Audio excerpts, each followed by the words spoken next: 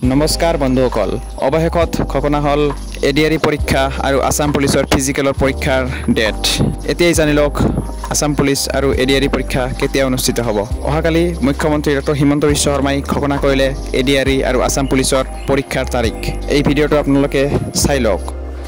Assam direct recruitment examination, যাক আমি চমুকৈ এডিআৰই বুলি কওঁ, এডিআৰইৰ গ্ৰেড 3 পোষ্টসমূহৰ পৰীক্ষা 15, 22 আৰু 29 ছেপ্টেম্বৰত অনুষ্ঠিত হ'ব।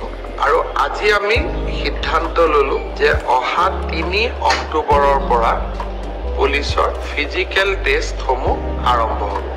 মই আকৌ এবাৰ কৈছোঁ যে গ্ৰেড 3 পোষ্টসমূহৰ বাবে ইণ্টাৰভিউ 15, 22 আৰু 29 ছেপ্টেম্বৰত অনুষ্ঠিত হ'ব। এই পৰীক্ষা এইবাৰ লোকসেৱা আয়োগে পতা পৰীক্ষা আৰ্হিত হ'ব। প্ৰথমতে প্ৰিলিমিনাৰী পৰীক্ষা হ'ব, তাৰ পিছত মেইনছ হ'ব, আৰু মেইনছৰ পিছত আমি ভাইভা প্ৰক্ৰিয়াৰ মাজেৰে আমি সমগ্ৰ ইণ্টাৰভিউ প্ৰক্ৰিয়াটো সমাপ্ত কৰিম। ঠিক সেইধৰণে চতুৰ্থ শ্ৰেণীৰ বাবেও আমি একেটাই ব্যৱস্থা হাতত ল'ম। প্ৰথমতে প্ৰিলিমছ, তাৰপিছত মেইনছ আৰু তাৰপিছত ভাইভা ফচি। গ্ৰেড 4 বা চতুৰ্থ শ্ৰেণীৰ পদৰো প্ৰিলিমছ 20 আৰু 27 অক্টোবৰত অনুষ্ঠিত হ'ব।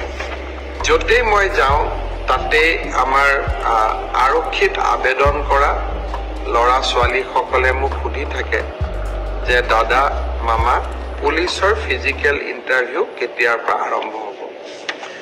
আমি অসম পুলিচত 6434টা পোষ্টৰ বাবে আবেদনৰ প্ৰক্ৰিয়া আৰম্ভ কৰিছিলোঁ।